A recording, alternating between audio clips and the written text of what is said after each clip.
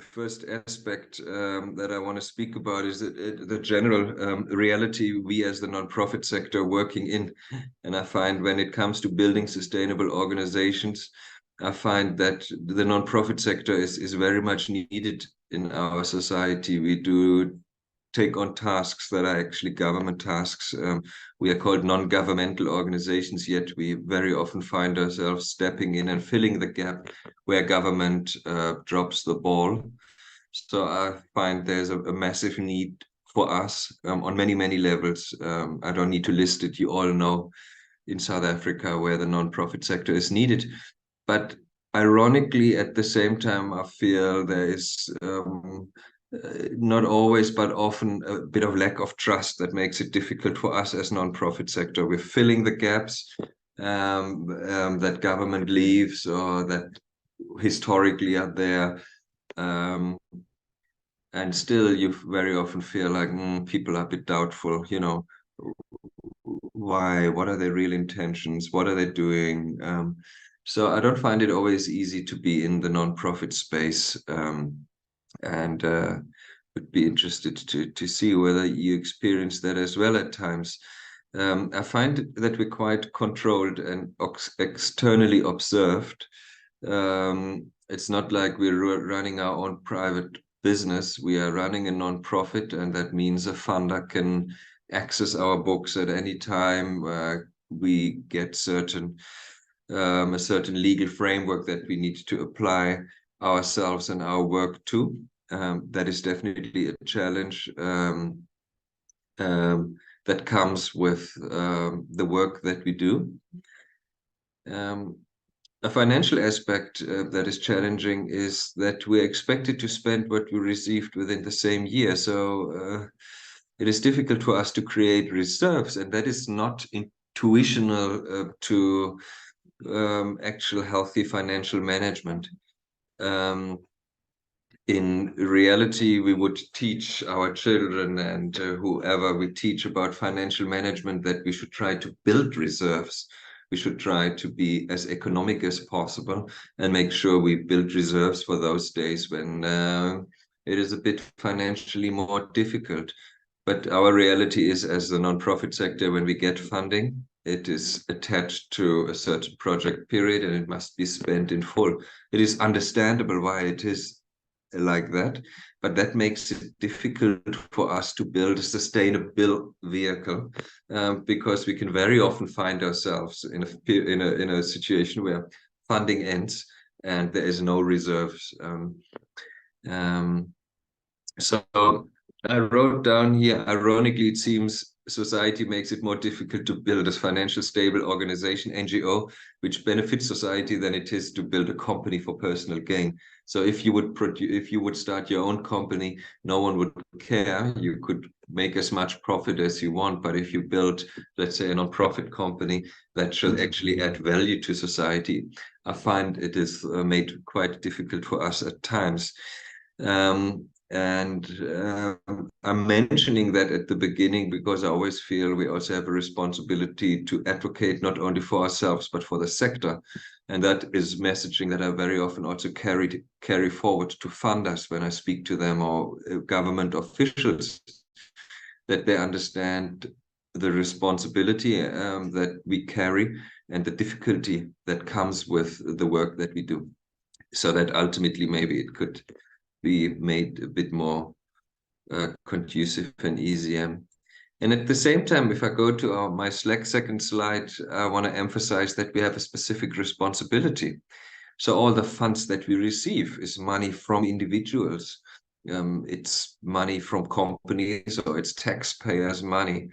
So it is not our own funds that we created through our business, but it's donations, or it's taxpayers' money that is given for a specific purpose. So it comes with a very, very specific ethical and moral obligation that we apply best business practice, that if someone gives us money, that we make sure we spend it as agreed, that we make the most out of that money, that we're not wasteful, that we deliver excellence, high quality, and biggest possible impact.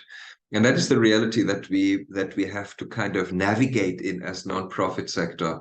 Um, um, the the challenges that we face, but also the responsibility that comes when someone gives you money. We're just the conduit. We're just implementing something on behalf of someone who gives us money. If the Department of Social Development gives us money, they give us that money, taxpayers' money, to fulfill a specific purpose, and that comes with these responsibilities.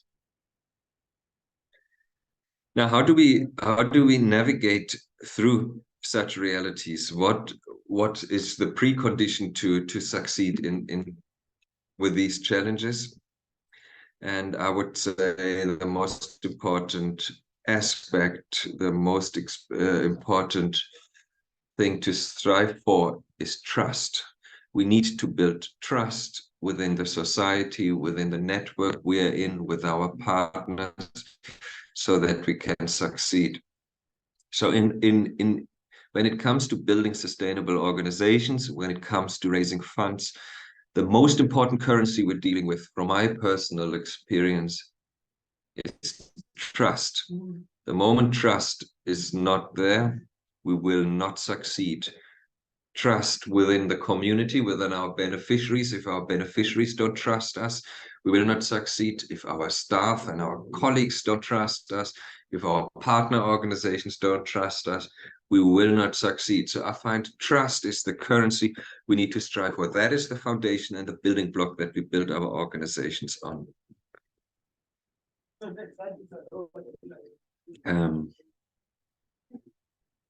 How do we build trust? I listed a couple of aspects here. One of them is we need to have our ducks in a row. We need to have a precise plan of action. So we need to know what we do. We need to ultimately over-deliver, or we at least need to deliver. If we say we reach 100 people, we need to reach 100 people, or ideally we reach 110. We need to be 100% transparent, even though it's not always easy. If some funder can walk in and say, we do an audit, we want to see your books now. That is not always easy, but we need to be 100% transparent to build that trust.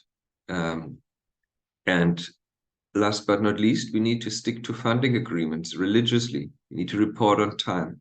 So the way we communicate builds trust as well. If someone gives us money to do a certain project, we need to not only do that project, but we need to see what other aspects are in that funding agreement. How do we communicate? Do we put the logo on? What are the reporting deadlines? How do we need to spend the money? How many quotes do we need to get? So all of those aspects need to be considered to build the trust. And now all of those aspects mainly speak to the funder and the funding reality. But obviously there are a lot of aspects we need to consider as well when it comes to building trust to and with our beneficiary, our constituency, our communities, partner schools, or when we need to build trust with colleagues, partner organizations. How do we ensure that we have our ducks in a row? What does it mean, having the ducks in the row? I did that presentation once, and afterwards a colleague said, "Yo, I think we don't even have the ducks yet. I can't even put them in a row." So to put ducks in a row, the precondition is you need to have ducks. I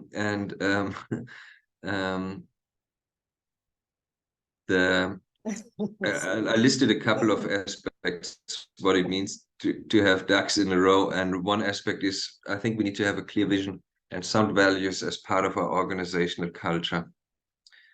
We can do a separate workshop just on that aspect. But that is ultimately what you need to know. What are the values, the core values that you want to agree upon? What is the bigger vision? What are you striving towards? What is the mission, the vision? And this needs to be a living kind of a document. It needs to be something that you can use to base your decisions on.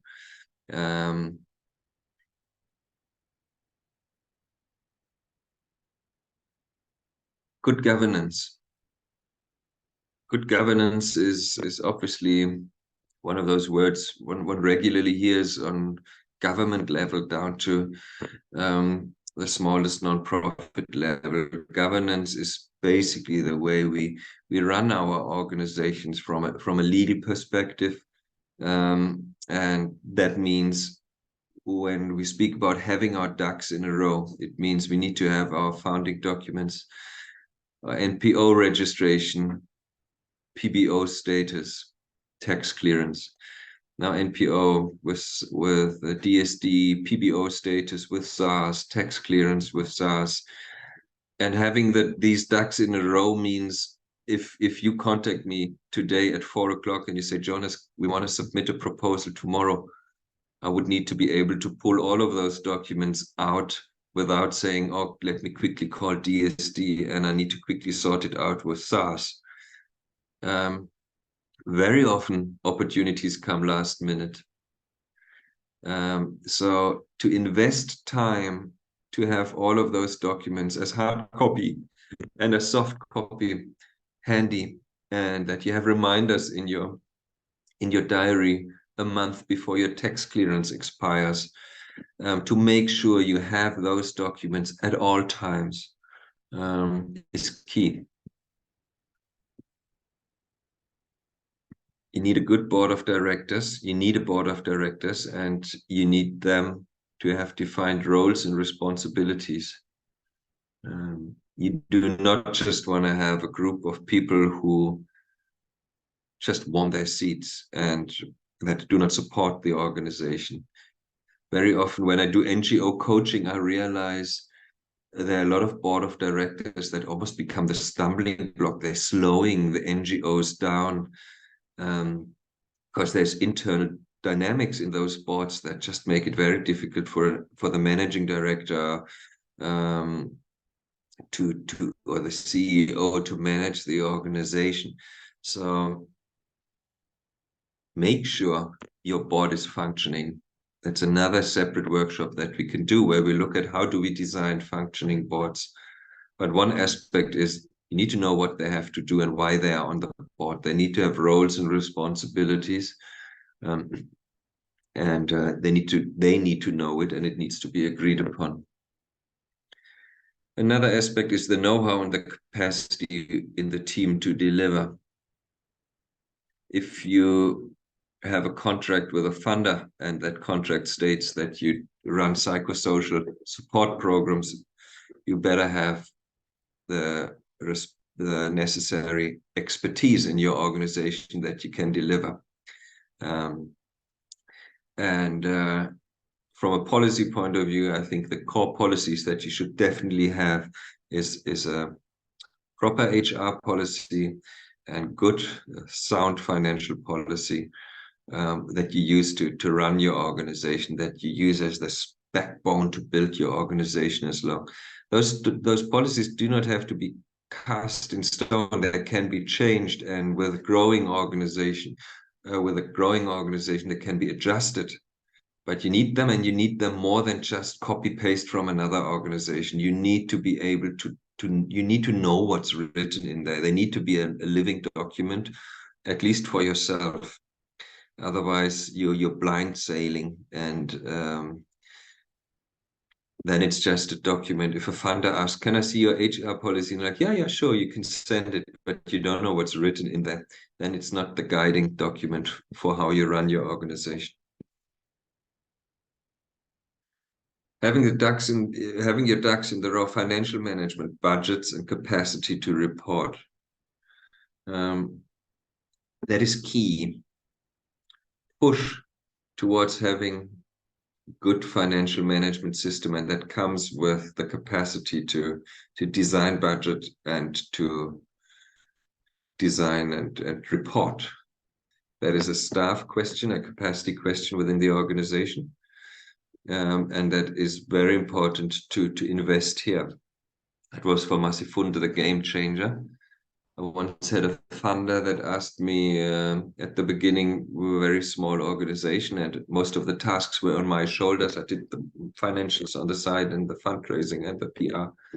And the funder asked me, where can we support Massifunde? What difference can we make that would make the biggest difference? And I said, if you would finance a bookkeeper for me, for Massifunde. And they did that, and that was the biggest game changer, because a lot of, like, I'm sure 2 days of work at that time I could just give to someone else, and that freed time, and we brought the professionalism in that we needed. You obviously need your bank account in your organization's name. You need internal financial control measures to prevent abuse, and you need to be able to share such. So an anti-corruption policy. You need to have checks and balances in your organization that would need to be part of your financial policy, as we listed above. And ideally, you need audited financial statements. And I know it depends on the size of the organization. I know it comes with quite a cost factor. But that is a game changer to have, if you can promise a funder, we have an external organization coming in and they're observing what we do annually.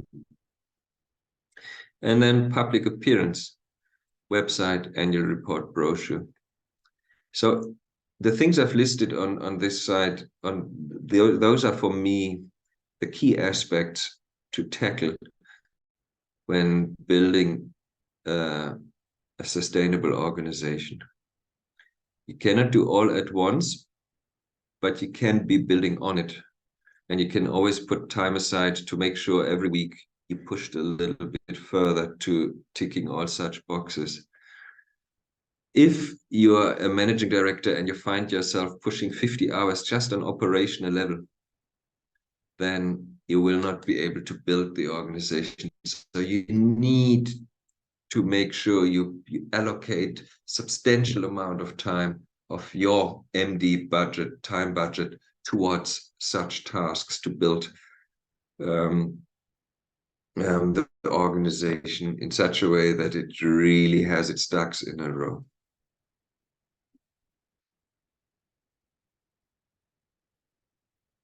Questions about that?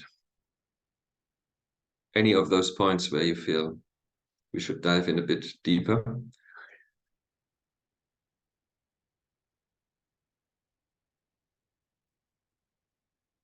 Then I continue with the next slide. I dive a bit into the aspect of governance. Board member selection.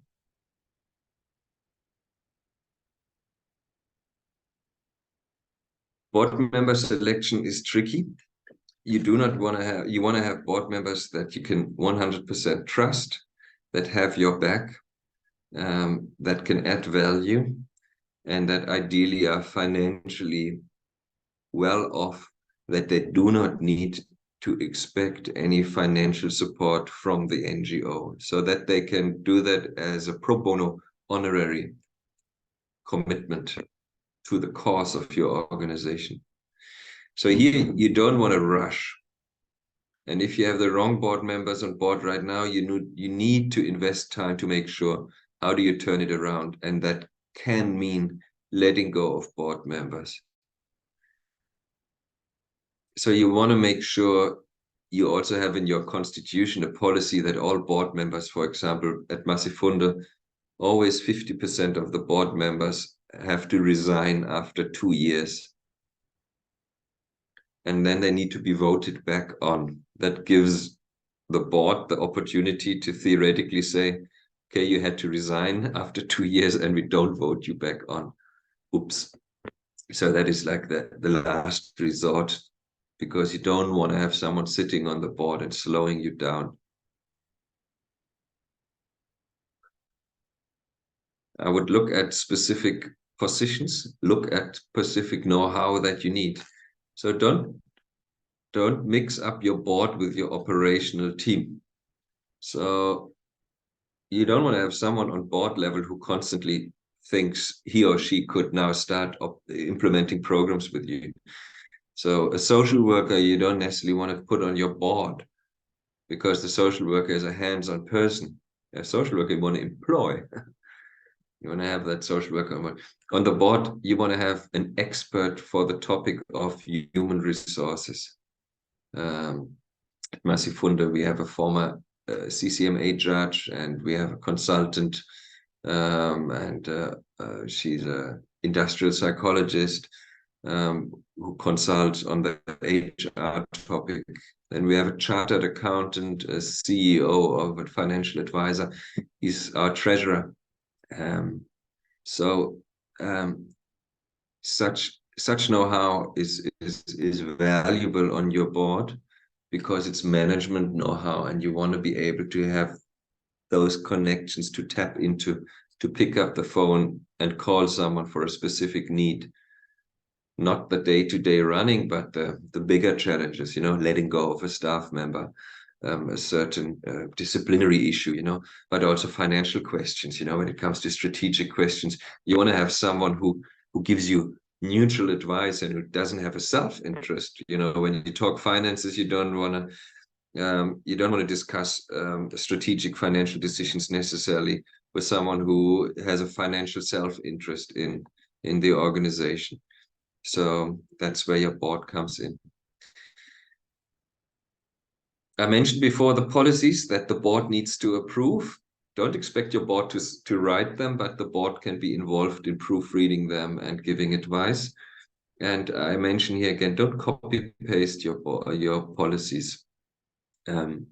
Make sure they're living documents. Make sure you regularly work through them and you check, are they still speaking to the reality in my organization? I mentioned here the HR and finance policy. The board policy is very important, I think, so that the board members know exactly what is expected. Child protection policy, very important. Develop systems of checks and balances. Control systems, very important. Hold yourself accountable and make sure you hold your team accountable and your board. And so checks and balances is all about accountability, and it's about control measures. That means the system of checks and balances means that you have different levels of financial approval. At Massey Funder, a staff member would request a financial need from the coordinator. The coordinator can approve up to a certain level. Up above a certain amount needs a program manager, and then it's approved. It needs to be in the budget. It goes to the bookkeeper. The bookkeeper loads the payment. The managing director releases the payment. Quite a painful process, but it makes sure at Massey Funder not a single person can do any financial action by him or herself. If I wanted, I would not be able to do a payment from Massey Funder. It always needs our bookkeeper, and above a certain level, it needs our treasurer to release payments.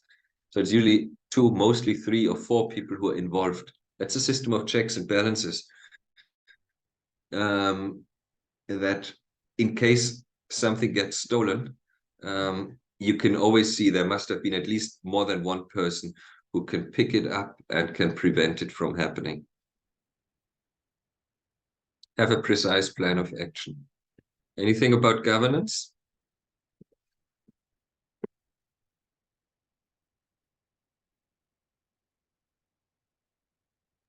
Precise plan of action. Yes. If I may. So when it comes to selecting board members carefully, does that speak to how do you recruit these board members that you are selecting from? Does that come from relationship, past work experience, or do you actually like put out an advert and say you want a board member? No, it comes from relationship. So you at the beginning you need people you trust. So very often at the beginning it's from your close circle. Ideally go into your professional network.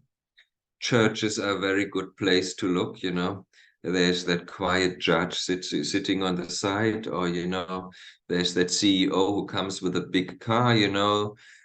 speak to them, try to find people who have a good reputation and who are established people, bring them on board. It doesn't help you to bring your best friend and buddy on board and then the two of you are sitting as board members there. That doesn't help you. And then what we do is I speak to the board member, to a potential candidate, and I would invite them. Would you be interested to be part of our board? And then I would invite them over to show them what we do, and I give them a presentation and an insight. And if they're interested, then I ask them to apply. I give them an application form, and they have to send me their CV, and they have a self-check where they need to check the values of Massifunda and whether they agree to everything. Excuse me. And that is the first check, because I had potential candidates who then like, oh, what I shall apply, and like, oh, fill in forms, that's a bit too much. Where I realized like, okay, no, if it's already then extra 15 minutes is too much for you, then it's not what I need, And those who then the same day sent you the forms, you can see, okay, they're keen, they love what we do, they want to be on board. That's what I usually do. That works well.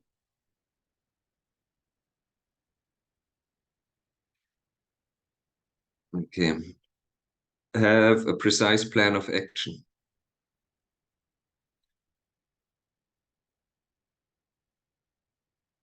Every plan of action is based on a needs assessment. There needs to be a need and not just an opportunity. I know very often we run for the opportunity because simply due to the realities of or the challenges of our sector.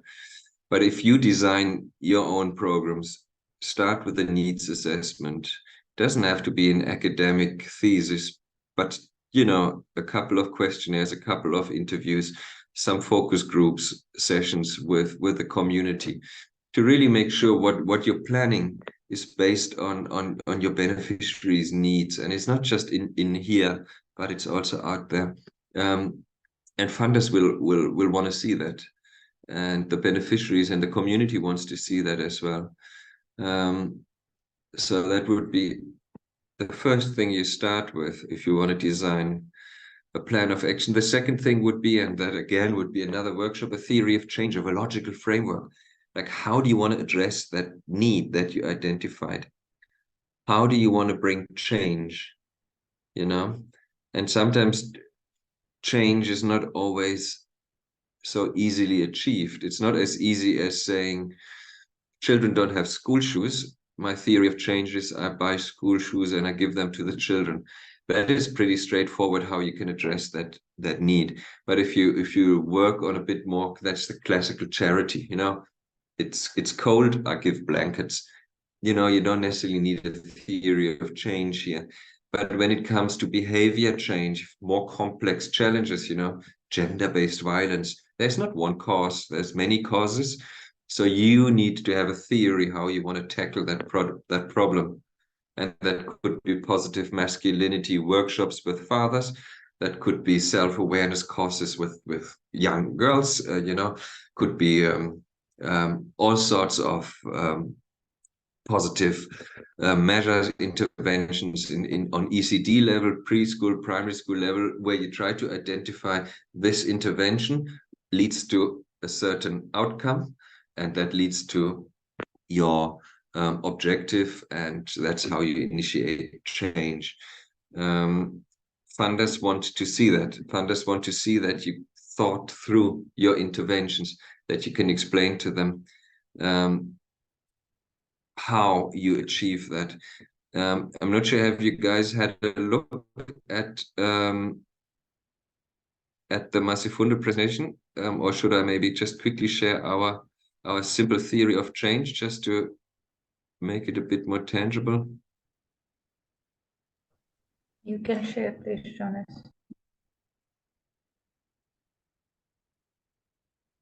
Um,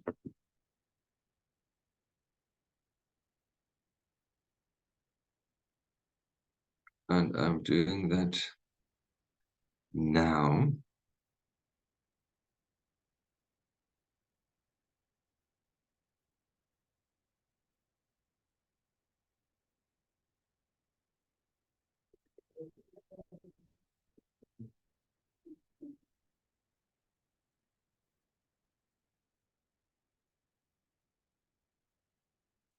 Now, can you see? Oh, there's comments in the chat. Sorry, I wasn't looking.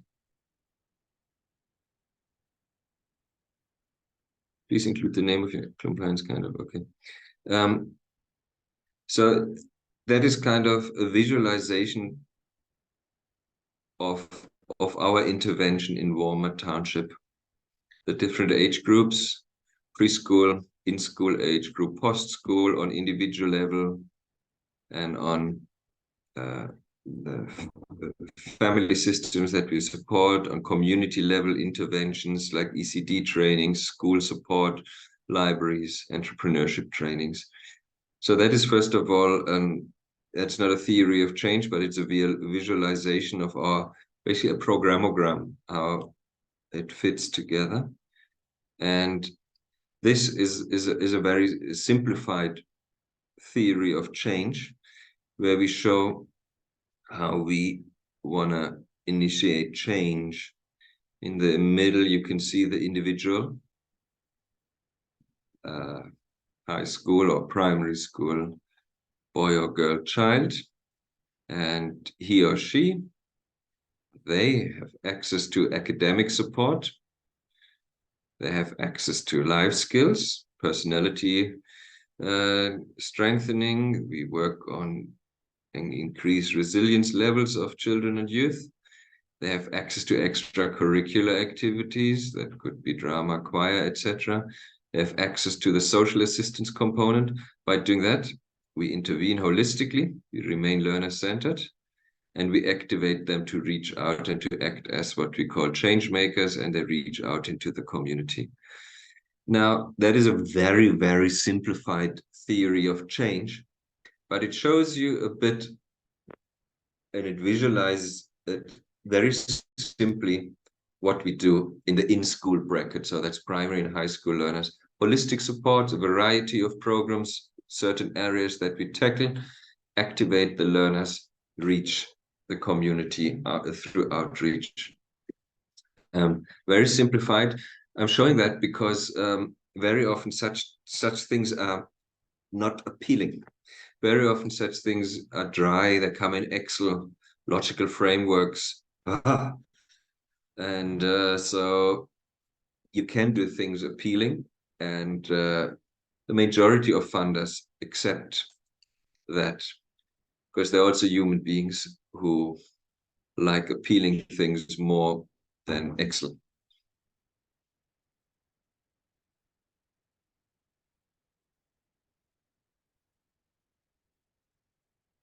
I continue here.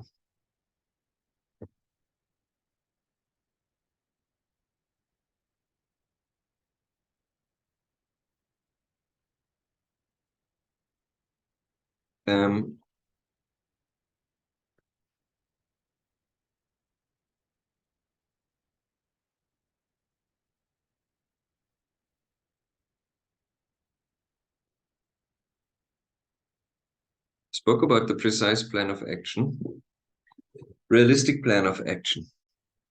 It would be a timetable if you apply for a project.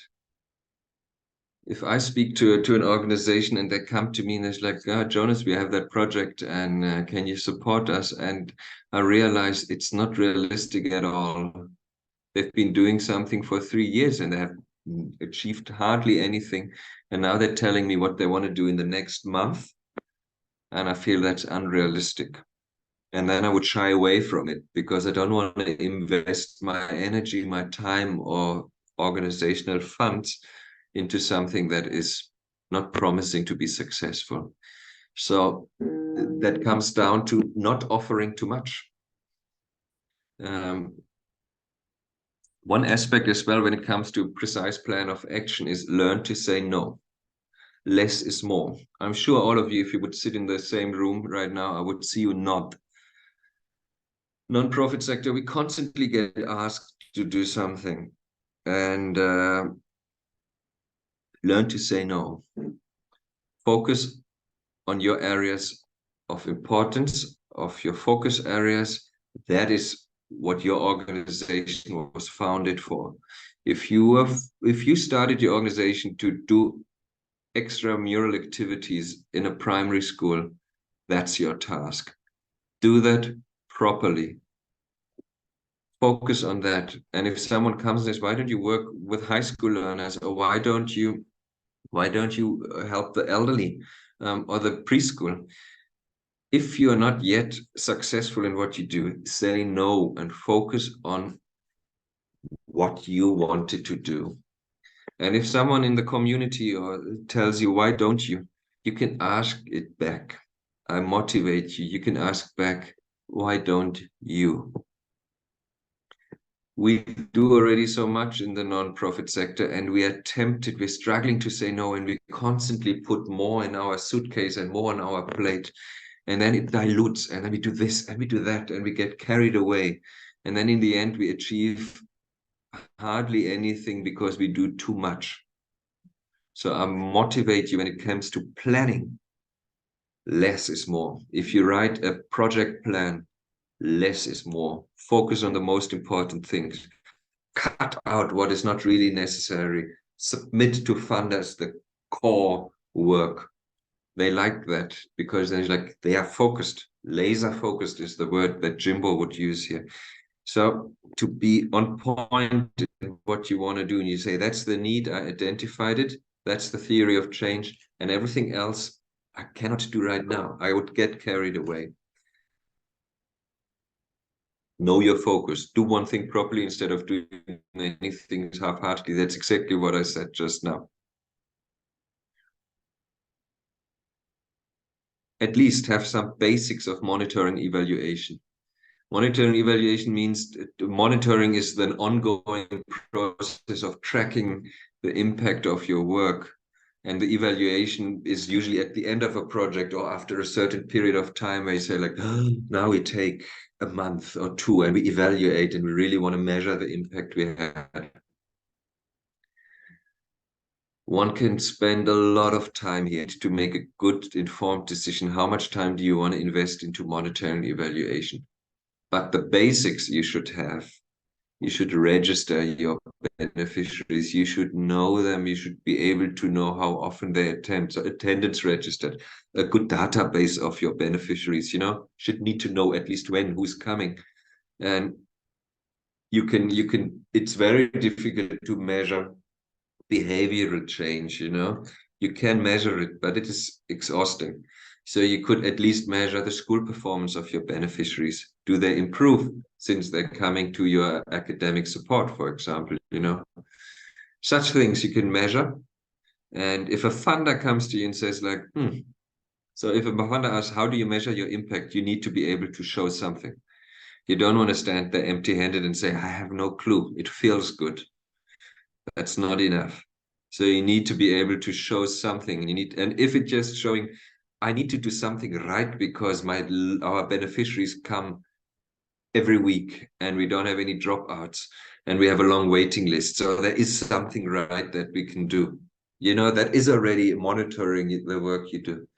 But ideally, you want to go further and you say, I can see they improve academically in school, or even further, and you can see they have a vision, they have an outlook on life, they have more self-confidence, resilience levels have increased. And if you're able to show that, that's when funders get interested and say like, hey, those guys know what they're doing. They're not just playing, That's where we can plow in our money because they will make something with it. Questions about that? Monitoring, evaluation, plans of action.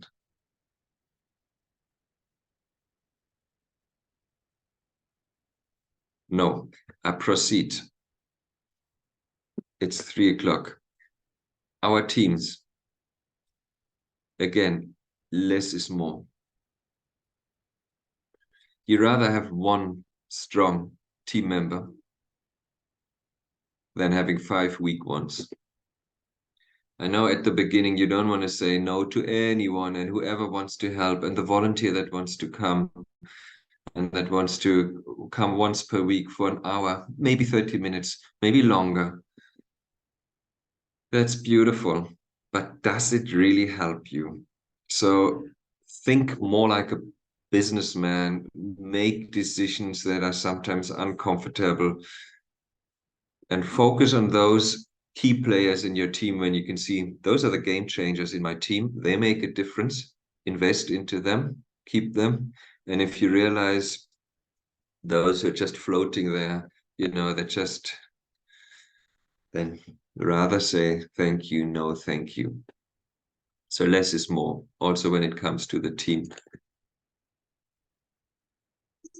Learn to say no to volunteers, to researchers, to handout sponsor of events, if it keeps you away from your core business.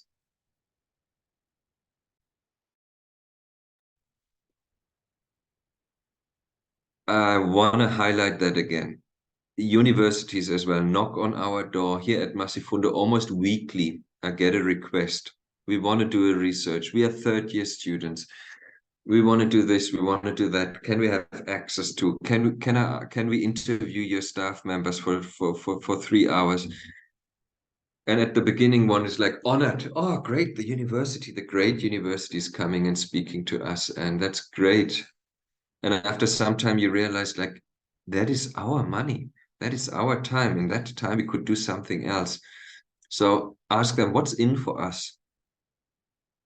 And think, do we really benefit from it? Do you, if you have a volunteer that comes once per week, only for a couple of hours, do you as manager invest more time to get that person, to keep that person busy? Or does the organization really benefit from it? And if you don't benefit from it, have a list of other organizations. That's what we do by now. I tell them, I know that organization, they're very happy to receive volunteers. We currently don't have any opportunities for volunteers. Or be specific and say, if you want to volunteer, I need you at least 20 hours per week for at least 6 months, and see whether they commit for that. So you see, a lot of my teaching is always around less is more, being precise, being on point, being efficient, not only financially, but being efficient with staff, with your time as the manager, as the coordinator is such a valuable good. Think twice before you spend time and before you waste time, Know your team and invest time in building the right organizational culture. Know your crew. You need to know that you can go for a week for the gymnastic competition in Johannesburg and your crew will still implement the programs because they don't need you to over control them, but they're just part of a bigger picture and they implement the programs because it's theirs. So invest time into the organizational culture. Lead by example. Positive work ethic is possible. So if you go to a gymnastics tournament of your children, maybe don't do that every month for 2 weeks. Make sure it's an exception. Don't be always the last to come and the first to go. Live by example. I have the experience, the harder I work, the more my team pushes as well. The moment I drop the balls because I'm down or I don't have the energy or something is on privately, personal life, I feel it very quickly rubs off. So unfortunately, in the non-profit sector, you need to lead by example. First to come, last to go, ideally.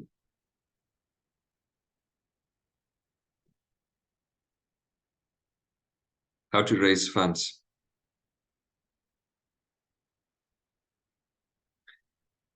It won't happen overnight. It happens mostly at night. At Massifunde, proposal and report writing. That is key to funding at Massifunde. Everything I spoke about so far is the precondition that you can successfully raise funds. You need time to be able to write such proposals, and you can only have that time if you have a functioning team. You You can only have a functioning team if your policies are in place, if you have a good board member, if you have good board members, a supportive board. So all of those aspects are the foundation for going out and raising funds. And if my experience is organizations, and I'm doing a lot of NGO coaching, and I have a couple of organizations that I can think of where I know they hate everything that has to do with administration. And I meet them at the beginning every second week, and now it's less. And I would realize every time they run away from getting the administrative basics done.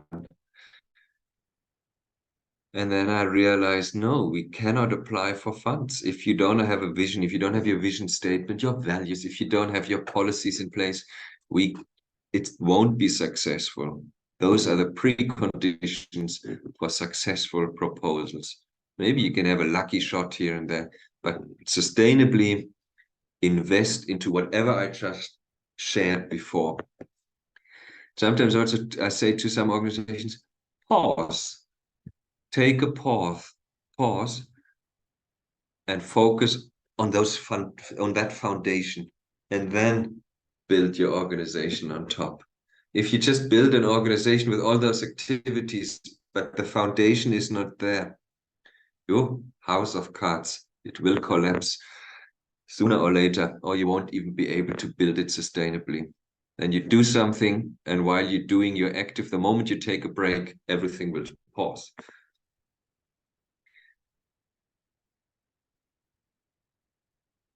Finances, couple of key points. And you can see I'm browsing through a lot of topics, and over the coming month we will dive into some of those topics more intensively and unpack them. And today I'm just preaching, and when we do the other trainings in the bigger group, we will do a bit of small group work as well. But today I just want to talk through that presentation because all those aspects are the foundation for the other workshops that we do at a later stage. So finances. First of all, I wrote here, be patient. Because money finds its way to quality projects. I'm convinced. I'm really convinced if you do good work, money will find you. There are many funders out there who are looking for quality projects. And quality project means they know what they're doing, they're efficient with their funding, they have a good team. All of those things make quality projects. So quality projects are not in here. When I say quality projects, it means you have the techie on the tar already. That's what I mean. And that is key. And what I just said as well, very often I find it important that you are already busy. I have bad experience in approaching a funder and saying, I have an idea. But I have very good experience in saying to a funder, we had an idea, we started implementing it. It's really going well. And with your help, we can take it to the next level. And then it's like, oh, wow, like, oh, wow, you started already, like you're busy on it. You're not leaning back and waiting for the funder to, the moment you give us money, we start. I'm like, hi, sucker. Start already now, get it on the ground, get it rolling, and be able to show something. Be prepared. You need to have all ducks in the row. We have swimming lessons here at Massifunde now for our kids. I'm just quickly closing our window. 1 second.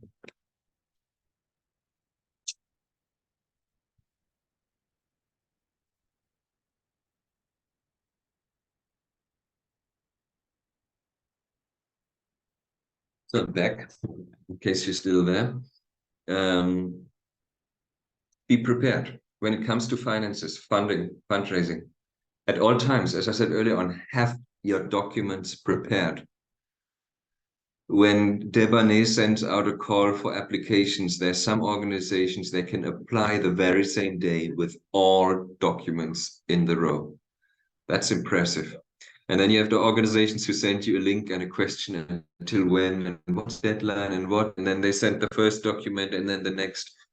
Then you know already, do we want to work with that?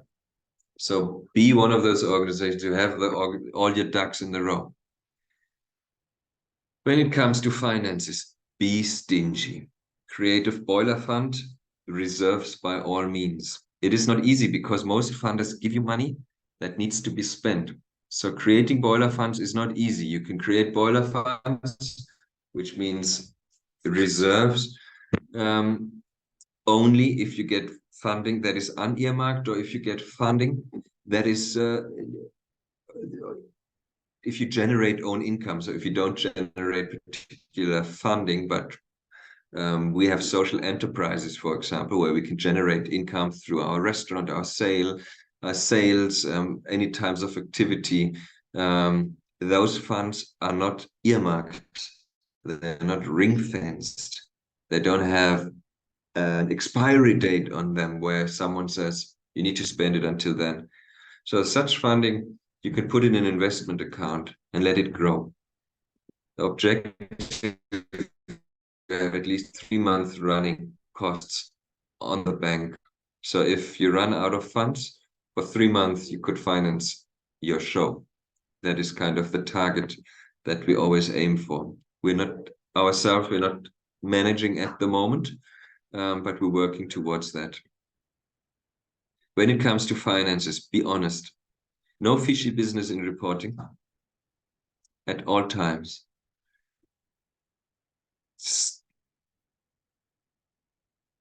Whatever the problem is, call a funder. Speak to them. Don't think you're clever. Don't think you find a shortcut. That doesn't work. It backfires all the time. Don't do it. Remember what we said earlier on? Trust. Trust is the core currency here. So no fishy business, no double dipping, no creation of invoices and being smarter than the system. That doesn't work. It backfires and it can bring your whole organization to instant collapse. Be honest when it comes to budgeting, spending, invoicing. So you need to be hyper professional when it comes to finances.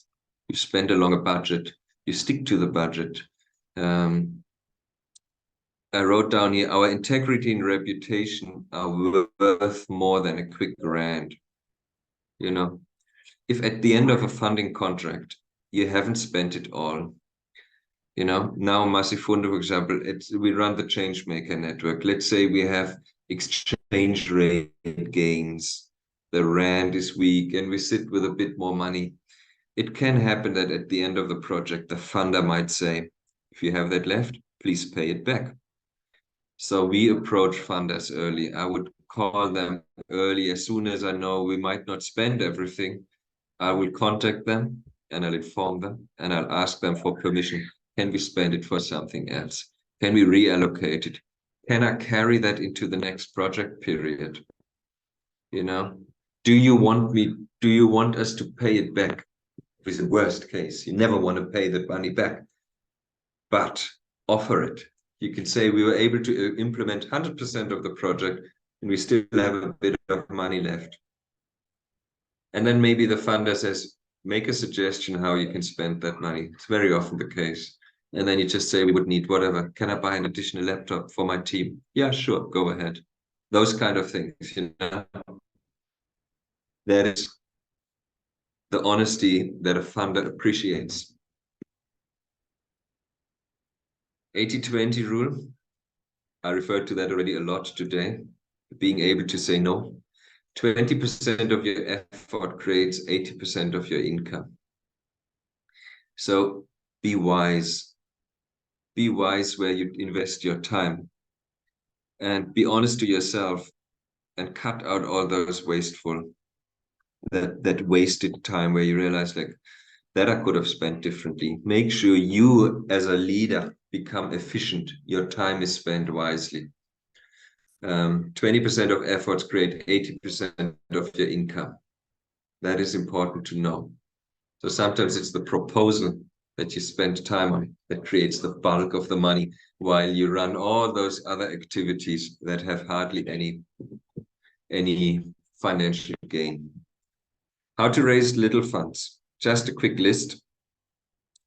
There are a lot of things you can do, and some of them have also other benefits, marketing, you get your name out, etc., etc. You can put up those tins in the petrol station where people can, animal welfare, and they can throw like their 10 cents and 20 cents to Massifunde. That's nice. Jumble sale, that's nice. Jumble sale is nice, secondhand stuff. But do you get much money out of that? No. You spend a lot of time and you won't walk out with much. Newspaper, radio, that is also nice. That's good for the ego. We have an article in the newspaper. It's good for the beneficiaries. It's good for a proposal, You want to show your funders we are recognized, we exist. But financially, there is no benefit in the newspaper. I have never experienced it that after a newspaper, some article, someone called and said, Mr. Schumacher would like to donate. I always get the calls after the newspaper article. Hey, when are you coming to our city? When are you coming to our township? When are you coming to our school? Why don't you? So don't expect financial benefit from it, but it kind of is part of a good package of uh, a good proposal. If you can add a newspaper article, it makes it kind of nice and sound. It's a level of recognition locally. I mentioned the muffin sale and all of those things, the way you invest a lot of time and you get peanuts out. Online website, Facebook fundraising sites, all of that is nice to have, but I don't think they make you rich. I don't see any massive return on investment on any of them. But you want to have them, or some of them you want to have. How to potentially raise big funds. And I said here, or fall flat on your face. You can organize events, concerts, galas, fundraising campaigns, but there's a risk with such. There's a risk. If you do it, let's say you do a big concert and you organize big musicians and you invest time to organize that concert. And then maybe it rains on that day and your open air falls flat and no one comes. Or simply people didn't buy tickets and you waste money. It can happen if you don't have full sponsorship for it, it can happen that you burn money in any of those. And that's a risk because you use ultimately donated funds to start that. Sifunda's experience, we don't do any of such. We no longer do it. Not in South Africa. No events, concerts, galas, whatever we do, it's always free of entrance. We don't do it to raise funds. It never worked. It always has too much risk. And we never want to take the risk of playing around with funding that was given for us to do programs in our communities. So should you generate own income? I wrote here, barefacedness. Barefacedness in the sense of I find it ridiculous that very often funders ask you, so do you only depend on our donations or do you create your own income as well? I find that it's so difficult to run a nonprofit. Even if someone just gives you the funds, it's so difficult. The work we do in our communities, in our schools, it is such a challenge. To expect that on the side, you now start running your own little business that generates profit to finance your programs. I find that unbelievable that anyone would expect that from us. But once you have a certain size, you can try to do that, but don't do that at the beginning. You need to find people who give you funds so that you do what you do. There are corporates out there. There are people, wealthy people. Convince them to help you to start what you want to start. Don't think you start selling something to finance the project. Then you run a business and a nonprofit. It's impossible. But it is possible to run a social enterprise. So Massifundo, for example, we run a restaurant in our education center. And we designed it in such a way that we train youth there. We create jobs for youth. We provide healthy food. And the food that gets purchased creates a profit that falls back into our programs. That is possible. But that was only possible once we had a certain muscle as an organization. Don't let anyone tell you to start doing such. I find it very challenging. But should you generate your own income? Yes, you can look for passive income opportunities as well. VAT, so the value added tax, you could get registered for that. If you're not VAT registered yet, I can connect you with an organization, a company that can support you, the Turning Point Consultants, TPC, that can help you to register for VAT. So you can claim VAT for any purchase that you do, also in retrospect. That is a nice passive income. It's not passive, it comes with a bit of work to claim the VAT, but it is unearmarked funds that you get, because the VAT that you get back is not ring-fenced for a project, and it's not ring-fenced for a specific time. So that money that you get back, you could theoretically put in an investment account, and then you receive the interest, and the interest is a monthly passive income. Or you invest it into business, into property. Rental income could be an option. If you have an office, if you have a center, think, can't you rent it out on days when you don't need it? Could you have a church that uses your space on Sundays, because on Sundays you're never there? And don't give it to them for free. You rent it out. If you have vehicles, transport, you transport your beneficiaries. Maybe that vehicle can create, that's not passive income, but can create income by on weekends, on the mornings, or whenever the vehicle is not needed, you offer tours and you generate income. Then obviously you need to see, was the vehicle given to you for a specific purpose? Are you allowed to do that? But generally you can look into that once it's written off, especially. Workshops, can you offer your services at a cost? Facilitation training, etc. So you create also now the facilitators that were in Port Elizabeth and Canberra with us, they learned the skill of facilitation, you know.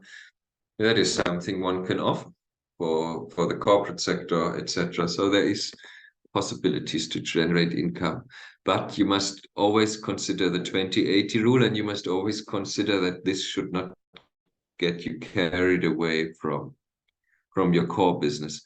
So when it comes to facilitation, running workshops, I would strongly recommend that it's not you as the managing director doing that. But if you have staff members who are financed, you could think, maybe they can run a workshop or two that you invoice for, you know, bring in funds for the organization, you know. What Masifunde does is we send out funding proposals. We have a funding network in Germany of a couple of individuals, maybe 100, 150 people who support us on a monthly basis with small amounts. That is our lifeline. But the bulk money comes then through funding proposals. So how do you go about? First step is usually, if you do a certain project, look, where do other organizations get their funds? And if someone gets funding from a funder, it is necessary that you mention them on your website. Why? Because the funder wants to be known. So it's your good right to have a look. You can also look on funding websites, donor sites. Funding Finder in Yatello has a great one, Funds for NGOs. There's a long list where you find foundations, and there's the CSI report, the annual one. You can sign up for newsletters. So ACT was the Arts and Culture Trust, Lotto, etc. Sign up for newsletters from funders so that you know when they have a call for proposal, because you don't want to miss it. Sometimes they have deadlines, they have short periods where you can apply. So you want to be alert. That was here in the local grant aid, you can apply. Quick one. How do you write proposals? You call them. call funder or the grantees or both. If you see on our website that you receive funding from a certain funder and you want to contact them, I strongly recommend pick up the phone, call us and say, guys, I see you getting funding from Cyril Ramaphosa Foundation. Can you recommend us? How did you get about? How did you go about? How did you do that? And then call the funder themselves, call the Cyril Ramaphosa Foundation and speak to them. Find out, do you have a call? Can we submit? How do we submit? What do you fund? How much? Speak to them. It's the first step. Go to their website and their Facebook, and then connect the dots between the funder's work and your work. There are linkages very often. So it's about, you want to remain real to your work, but there's nothing wrong with, embracing someone else's vision as well. So sometimes it's about connecting dots to see where are the linkages between the funder's work and our work. Sometimes it's about wording. We might speak about change makers. Next year we have a funder, they're giving us funding for the Changemaker Network and they call it Agents of Change or something like that. So we said, it's no problem. We can, in the correspondence to you, we can tweak it. We'll find a way how we communicate that. We'll keep our wording, but but also in the proposal, we made sure we use their wording, not ours. Why? We want their funding, we want their support. So linguistic adjustments are easy to make sure it resonates with the funder. So what you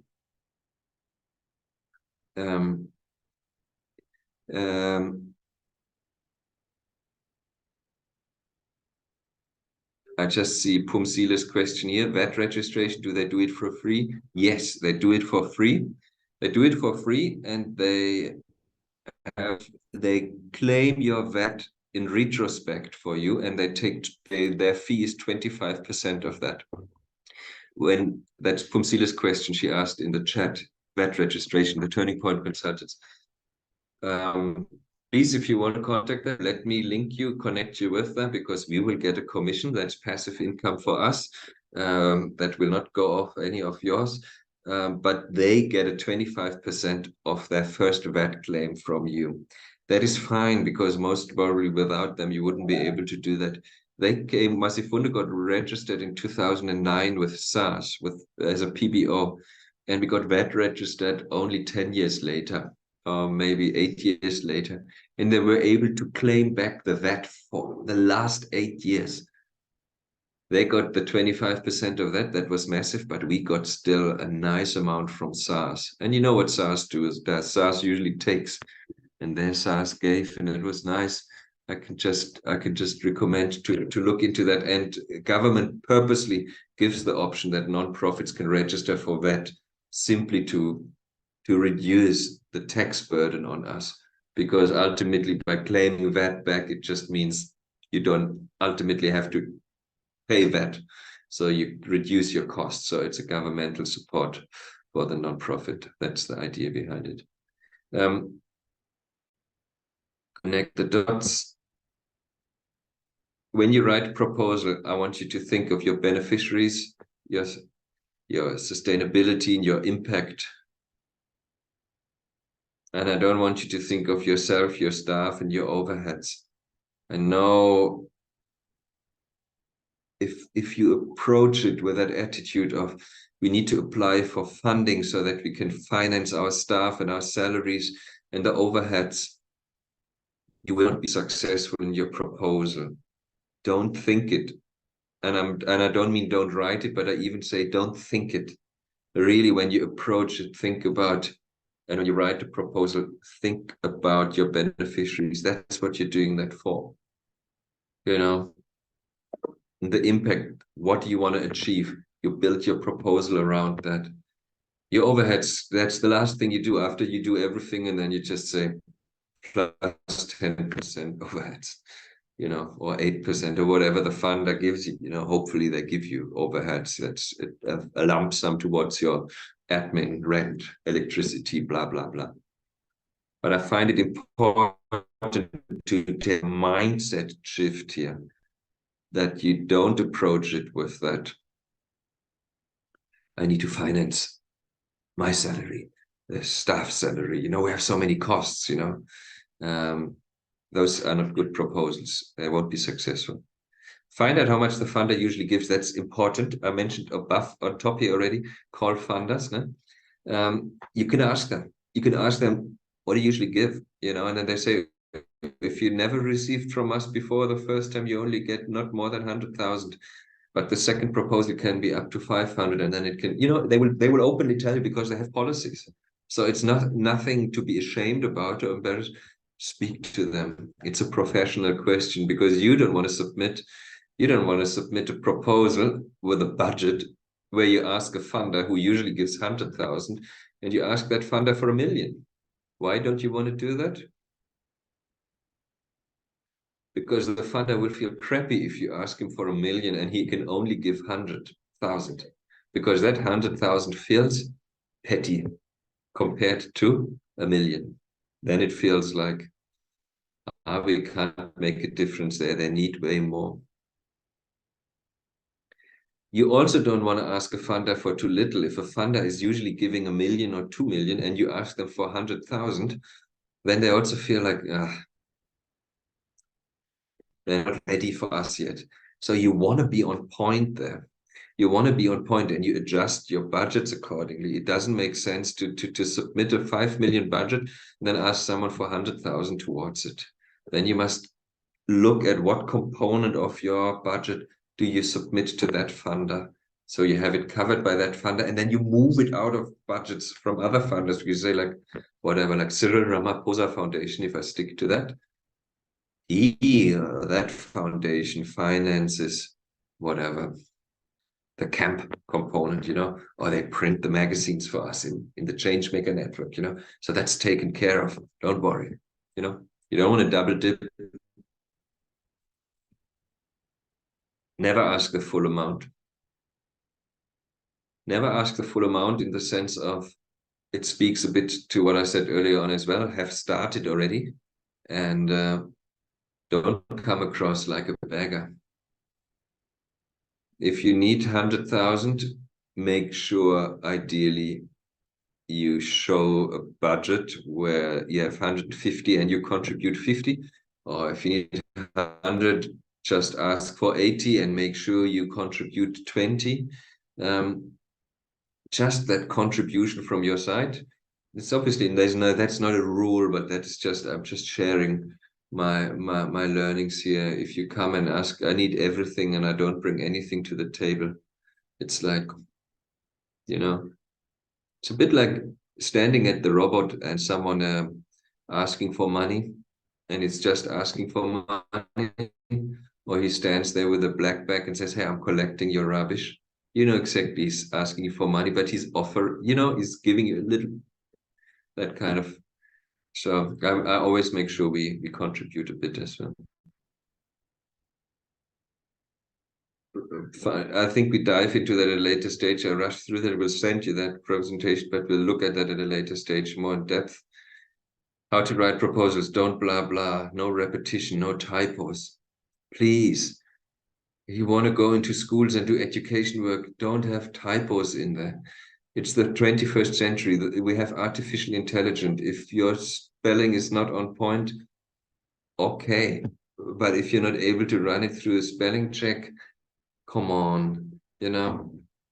Microsoft Word shows you if there's a typo and if there's a grammar mistake, right click, correct it, you know, proofread it, make sure it looks neat. And that is just, you know, no blah, blah. Make sure less is more here as well. As little words as necessary. No repetition. You write something in the first chapter and the second, and I want to mention again and again and again. You mention everything just once. The do's: use the funder's terminology and wording.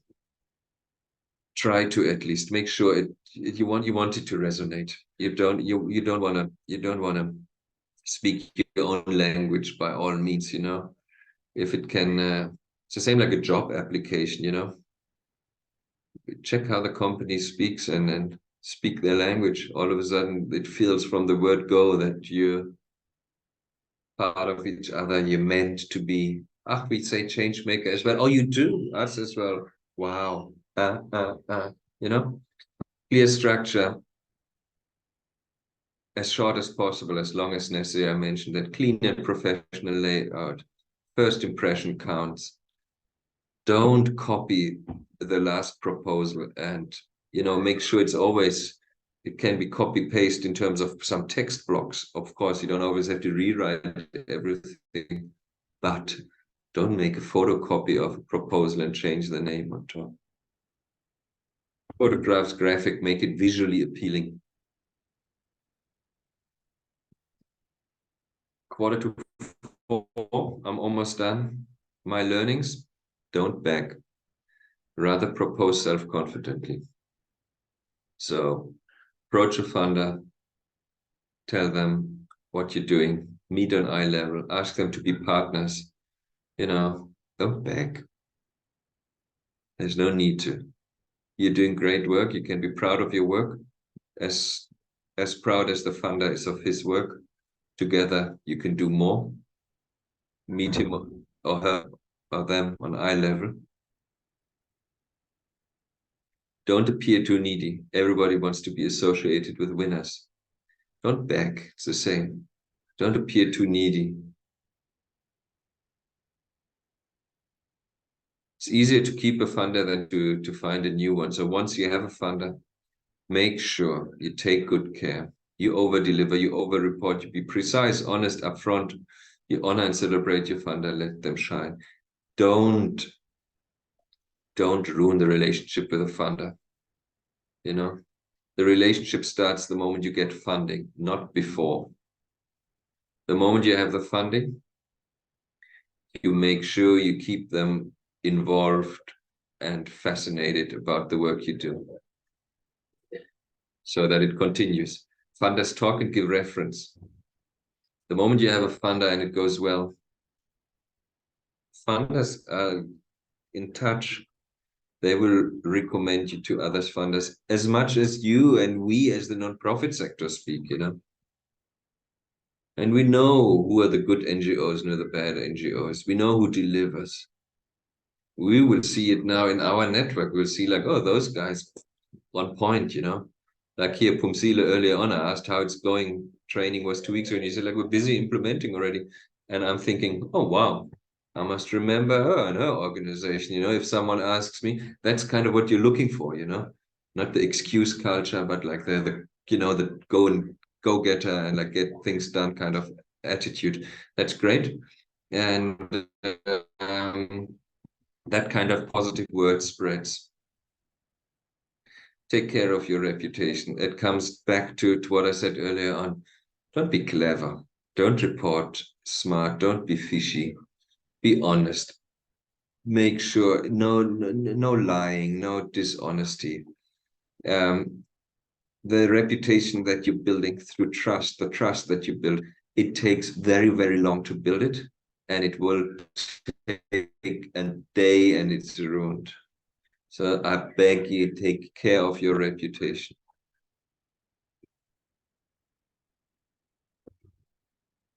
Funders call NGOs to find out about applicants. Take care of your stakeholders as well. I very often get funders who call me and ask, Jonas, someone, I have a proposal here from that organization. What do you think? And you want to make sure that the person on the other side speaks well about you. And that person, if you give reference for another NGO, you must make sure if you give good reference that that organization will deliver because your own reputation is attached to it. So sometimes I would just say like, oh, I actually don't know them. If I don't want to speak bad about them, oh, I don't think I can say much about them. No. And if I know the organization well and I know they will deliver, then I could push and say like, oh, they're brilliant. I know the MD, super person. go ahead, they will make you proud, you know. So that kind of that's part of that fundraising cosmos that you need to look at. I wrote down the word karma. That's the concept of what you give is what you kind of get. Kind of the universe pays back, and it sometimes feels like that. If you're generous with funders, if you recommend your funders to others, that will happen to you as well, kind of. If you speak well about partner organizations, you know, if you're not gossiping about partner organizations, they will also speak well about you, hopefully, you know, reciprocity. So I find that a good concept, that theory of karma.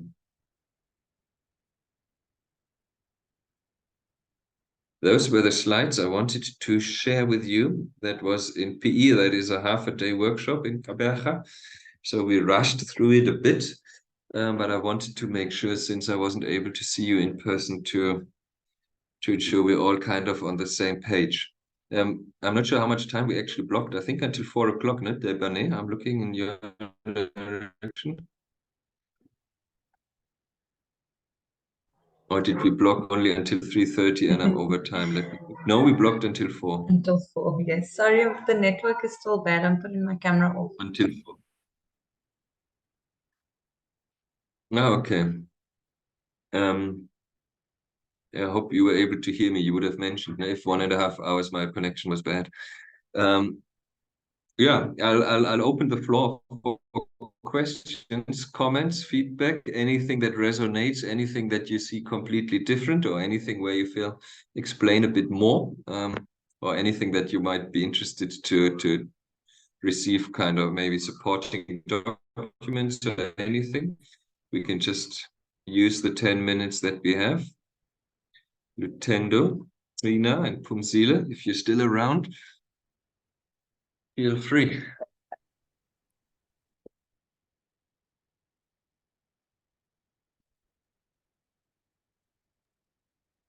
Okay, let me be the first to talk. Rina? Oh, you want to say something? Okay. You know, there are quite few keynotes that you've mentioned that I can really relate. First of all, the quality projects, you know, it attracts the funders. You know, we started this organization doing kind of piggybacking, you know, like collaborating with other organizations that got big funding and everything else. So, and because of the kind of work we are doing, we kind of in a safe space where we say we are definitely sure we're going to attract more funders going forward. So that is kind of something that I wanted to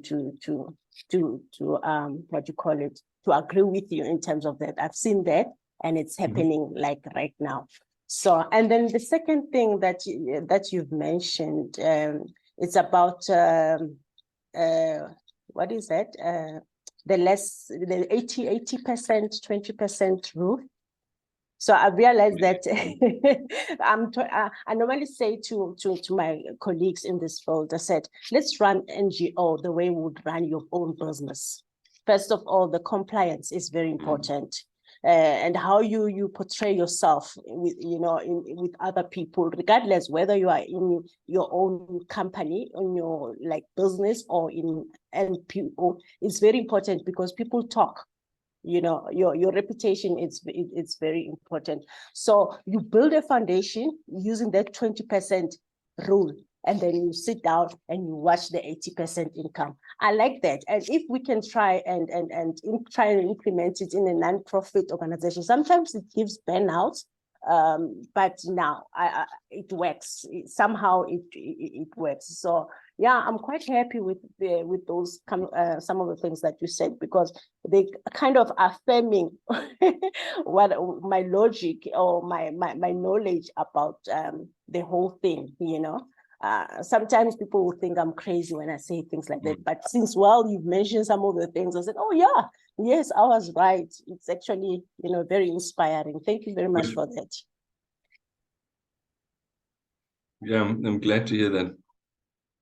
Yeah, are you were mainly referring to bringing a bit of a business mindset into the sector, no? Exactly. Report each and every single thing, every cent you spend. It's like your own business, you know. It's like you be accountable of each and everything, especially time. Time is money. You can have time is money. How you utilize your time is very important. And again, as NPOs, we also need to respect other people's time so that you can also build that relationship. Like for instance, right now we implementing at the schools. It's exam time. The grade 12 has started writing exams. We're chasing time we've got a plan to say by end of the year, at least let's have all 5 schools, change makers elected, activated. But we also need to consider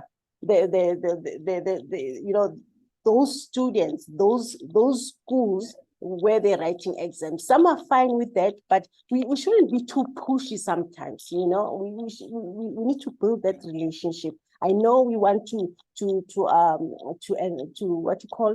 implement and be on time so we can move on to the next project or whatsoever. But we must also consider the fact that we need quality more than quantity, So we need to have that mindset of not really pushing, but also be considerate, because those same principles, we're going to need them next project.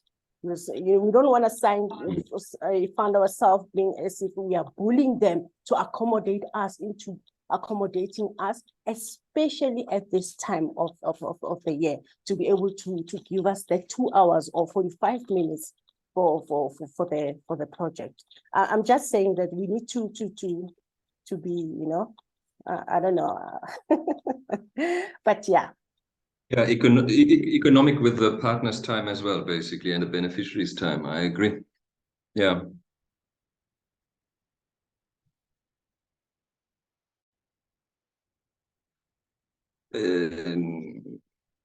I think Bina wanted to say something as well.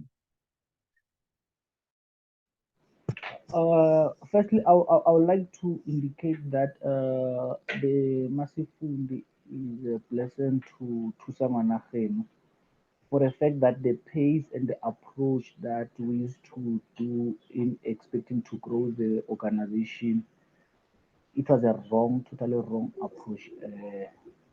But then, since we are learning and grabbing a lot of information and knowledge from Massive Fund, we then realize that we are heading to the right direction since we are being carried by Massive Fund. We really appreciate Massive Fund to recognize and be with us. And then with us, we haven't started with the program, the change makers, for the fact that they officially was nowhere to be found. He kept on ignoring our calls and promising to call us back. But later, is telling us that is waiting for a signature of the director in order to issue the letters to the school that will be visiting. But then I then illustrated the matter to I think close from the ACAP to assist us to get this resolved. She then promised to get back to us as yesterday to get bottom of the matter and get the solution for us. But then, there's nothing more to say. Whatever we say is what we're going to do from here until forever. Thank you.